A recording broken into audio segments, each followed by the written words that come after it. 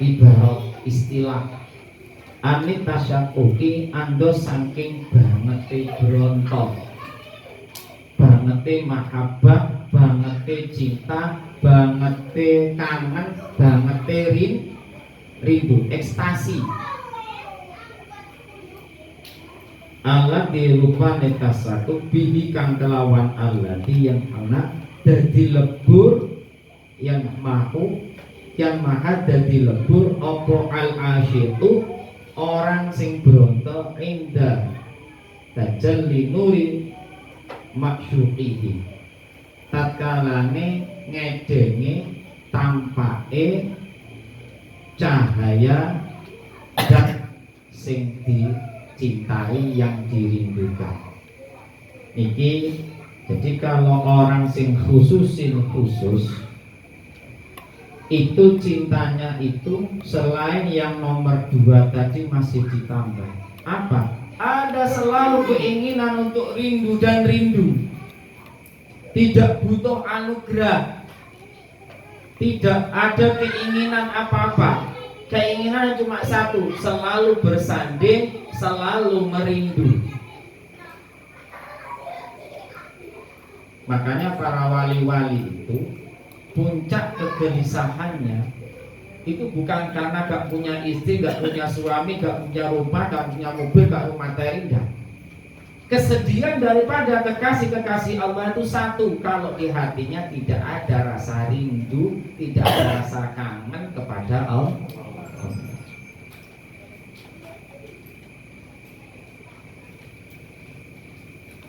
Sholat ya sekedar dia, artinya sekedar apa? Kenapa sholat? Karena aku disuruh sama yang aku cintai. Karena aku mencintai, disuruh apa saja aku mau. Itu lahiriahnya. Tapi batiniahnya selalu ingin rindu, kangen, ketemu, bermesraan. Itu namanya khusus orang-orang elit. Ini kalau diumpamakan secara garis umum, ini adalah para nabi dan rasul. Kemudian yang khusus itu para wali. Yang umum orang mukmin. Kalau golongan nabi itu yang paling tinggi mahabbahnya khusus Nabi Muhammad. Yang khusus Nabi Ibrahim. Yang agak umum para nabi dan rasul yang lainnya. Itu cara ditingkatkan nabi. Jamaah yang sangat saya hormati dan yang sangat saya cintai. Makanya sebelum saya teruskan, kalau kita hadir di sini, kita sudah mengenal lama namanya Syahdu. Mungkin ilmunya sama saja, ilmu jamaah salat dengan sini. Tapi rasa mahabbah itu harus selalu dipupuk di dalam hati dengan jamaah kita. Jangan sampai menyakiti jamaah kita. Nun sewu, saya terangkan sedikit. Kalau orang-orang sufi, orang-orang tasawuf, orang-orang salaf itu kalau ngaji takut sekali kalau sampai menyakiti jamaahnya, apalagi menyakiti gurunya. Termasuk yang menjadikan kita kadang-kadang kurang masuknya ilmu karena belum ada mahabbah kepada ilmu, belum ada mahabbah kepada guru, kadang-kadang malah menyakiti guru. Termasuk akhlak yang kurang baik menyakiti guru itu kalau ngaji dalam dunia torekoh itu tidak boleh pindah kepada torekoh yang lain. Kenapa? Karena sama saja torekoh satu dengan torekoh yang lain sama, maka tidak boleh pindah. Kalau kamu pindah, bisa juga kamu menyakiti gurunya yang satunya. Itu yang menjadikan ilmu tidak bisa mengalir dalam hati. Ibarat dengan kuliah ngomong mondok, Yai, saya siang mondok di sini. Kalau malam saya mondok nanti di pondok B. Apa yang mungkin seperti itu? Andai kan gurunya itu harus pahami, andai kan gurunya itu mengizini, itu juga resiko panjenengan, apalagi gak ngizini. Dan ini butuh akhlak-akhlak seperti ini harus dilaksanakan. Makanya sekali lagi, bagaimanapun selama jenengan ada mahabbah di jamaah syahdu, jenengan bisa hadir, alhamdulillah bisa hadir karena ada sesuatu hal mboten ana kula maklum. Tapi rasa mahabbah jenengan tetap harus dipupuk. Selama jenengan masih ada mahabbah dengan jamaah syahdu, jamaah sini, setiap jamaah syahdu bu guru ning bu jamaah niku zikir berdoa untuk jamaah, meskipun jenengan itu enggak datang, jenengan tetap dapat barokahnya. Lu kudu percaya nih. Doa di mana saja nanti. Contohnya sama kula. Kita Ustaz Derajat. Saat ini Pulau Katu. Dan saya tidak boyong. Saya pamitnya dulu kalau santri ini, ya Pulau boyong. Enggak. Yai Pulau nyuwun ikhlasin yang ini Pulau badhe mengalahkan ilmu Yai. Itu apa? Jadi bahasanya itu bukan boyo. Kalau ngamalkan ilmu Yai, kalau nyuwun barokah Yai. Selama awakmu gak misak kali pondok blokade,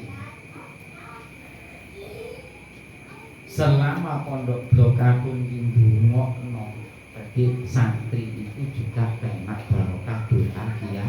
Ya, betul. Paham masuk belajar? Ya bodoh ada dewi ini. Selama kita menjadi orang NU, santri yang Mbah Hasyim Asy'ari, selama ada kegiatan yang bernuansanya NU, Muslim Indonesia, kita juga kena barokah. Dan ini berpotensi besar besok di akhirat. Kalau di dunia ini tidak seberapa banyak.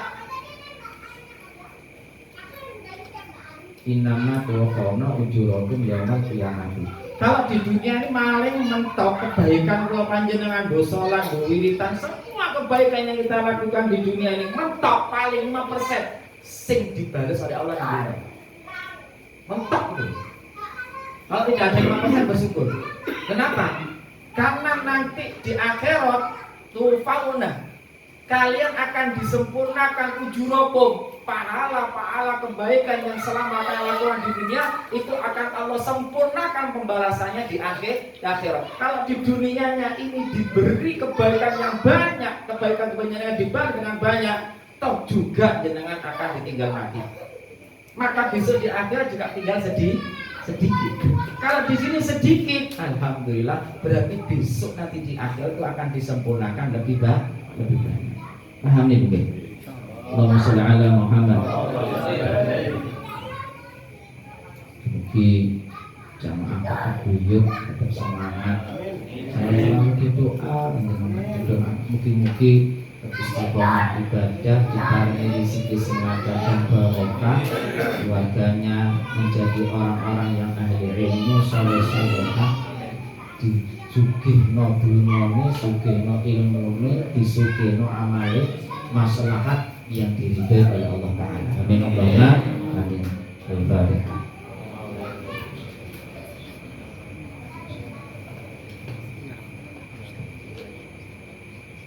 Fa'idha alima.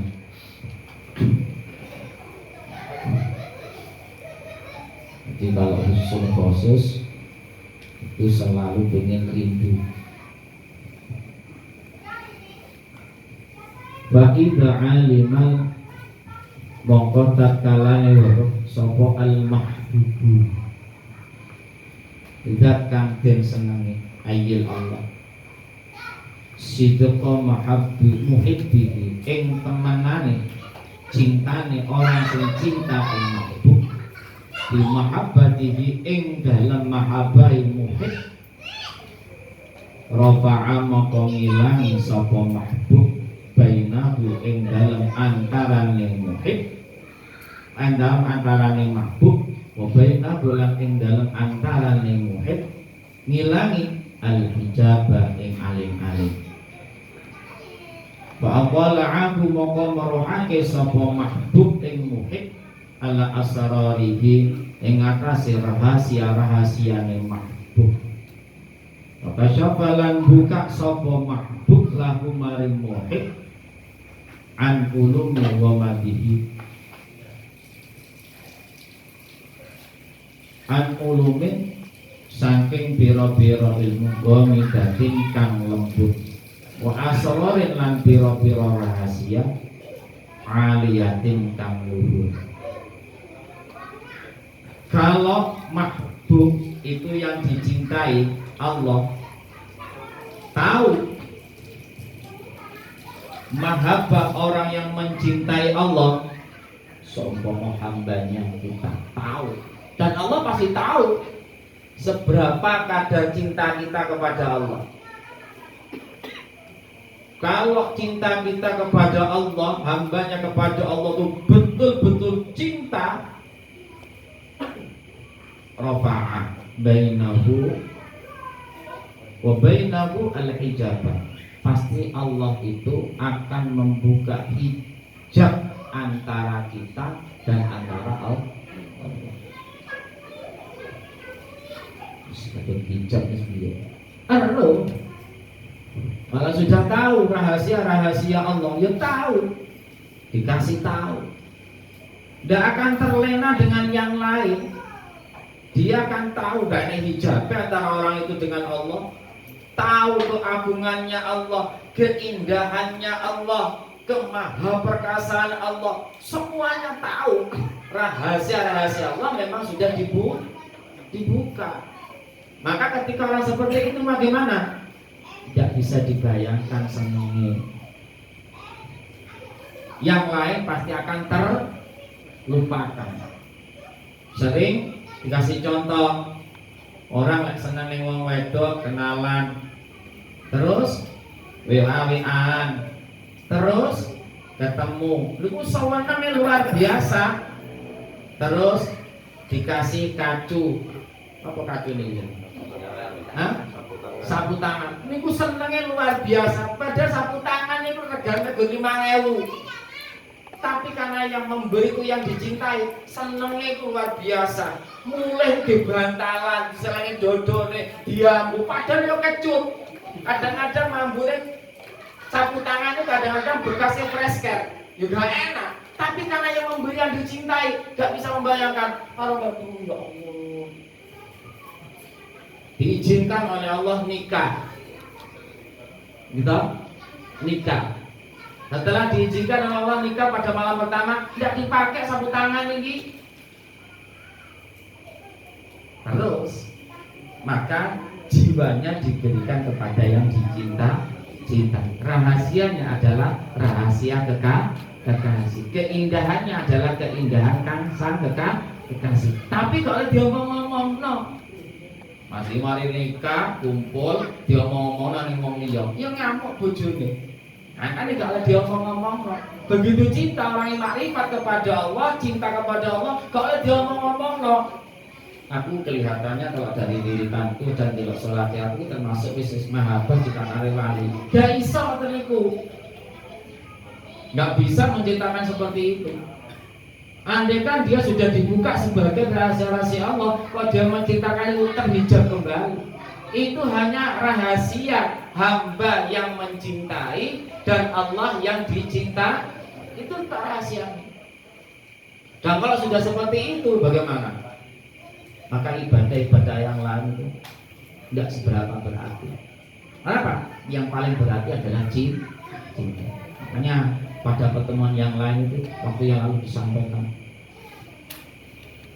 sedebu aku beribadah dengan dibarengi karena mahabbah kepada Allah. itu lebih baik ketimbang dunia beserta isi. Lebih baik daripada segunung apapun ibadah lagi.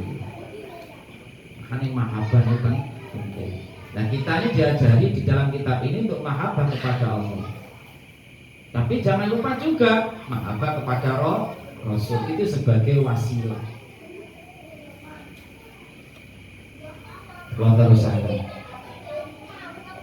Ketika hijabnya sudah dibuka, maka Allah tampakkan rahasia-rahasianya.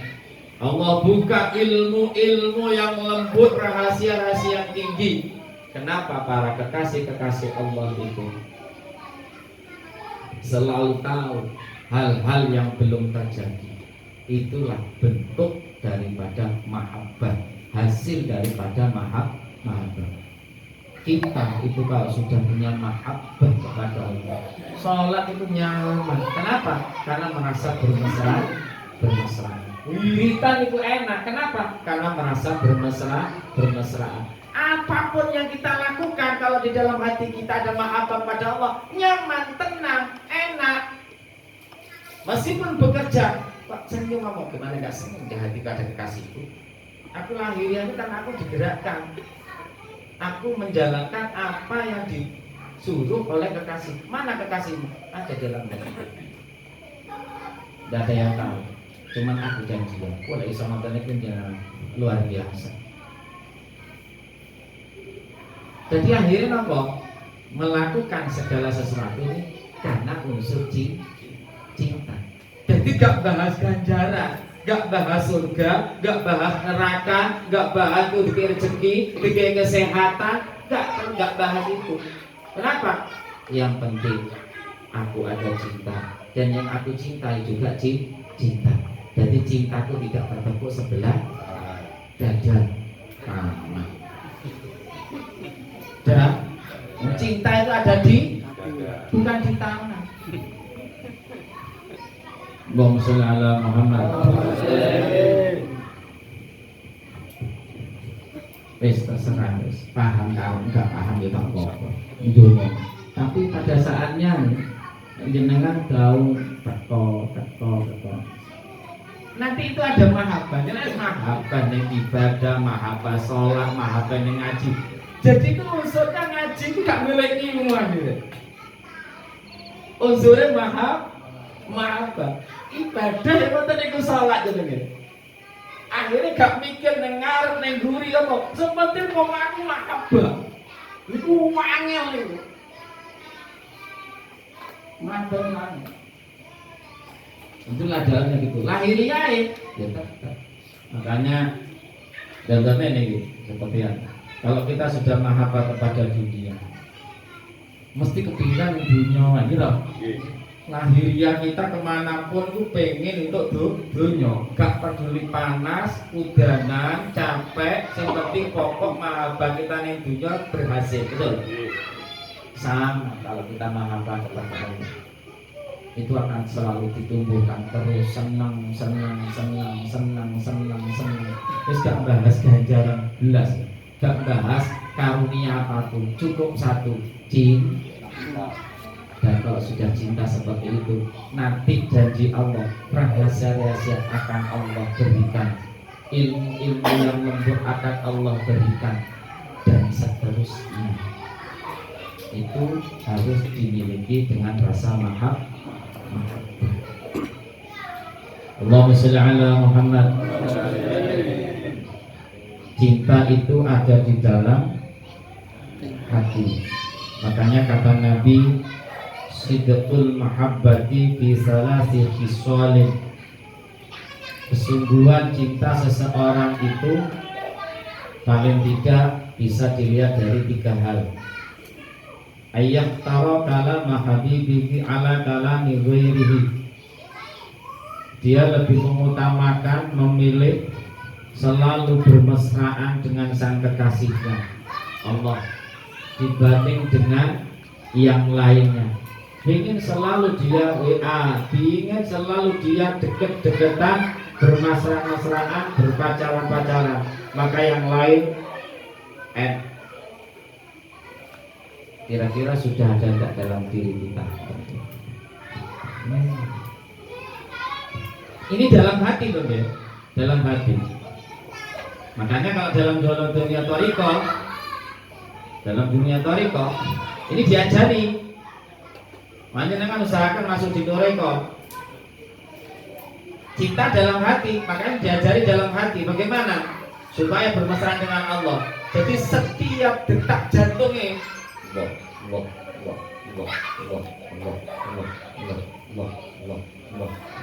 terus itu pun masih belum menumbuhkan rasa cinta, karena itu hanya bersuara, karena hanya ketukan dek, dek, dek, dek. Tapi kalau sudah tidak seperti itu, tapi perlu dilatih seperti itu. Nanti kelam-kelamaan dalam hati itu tidak ada ketukan, tidak ada suara, tapi bisa dirasa kemana saja. Luar biasa. Wa yakhtar mujalasata habibi ala mujalasati ghairihi. Kesungguhan cinta seseorang itu lebih memilih duduk-duduk dengan orang yang mencintai Allah daripada duduk-duduk orang yang tidak mengajak untuk mencintai Allah.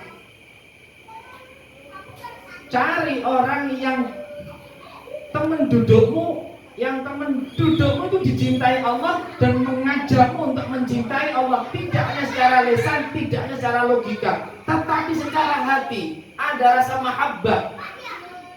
Makanya di dalam kitab Hikam disebutkan kun ma'allah wa illam takun ma'allah ma'aman ma'allah wa innahu yusiluka ilaihi. Jadilah kau selalu bersama Allah. Kalau kamu tidak bersama Allah, kamu cari orang-orang yang orang itu bersama dengan Allah. Orang itu bersama Allah.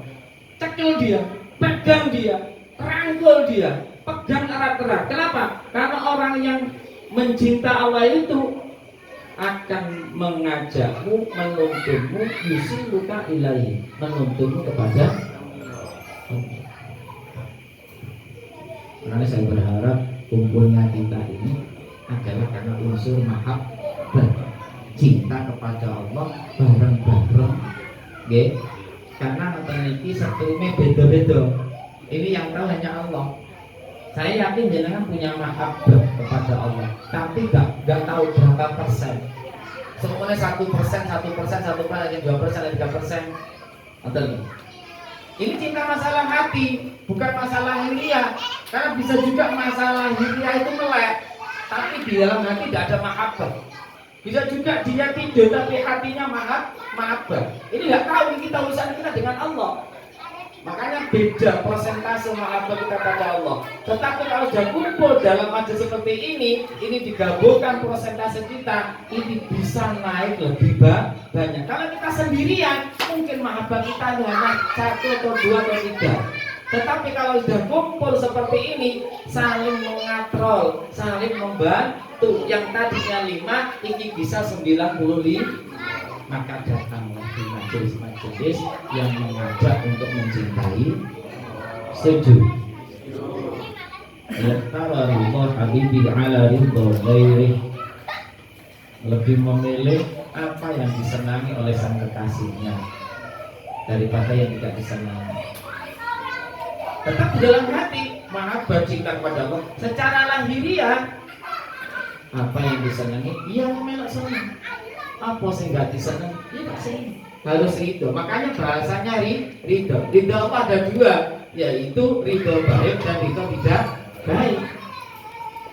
Udah. Kalau orang sudah cinta kepada Allah, api udah. Alhamdulillah. Panas, senang. Ada duit, senang. Gak ada duit, senang. Sehat, senang. Loro, senang. Sepenting pokoknya Allah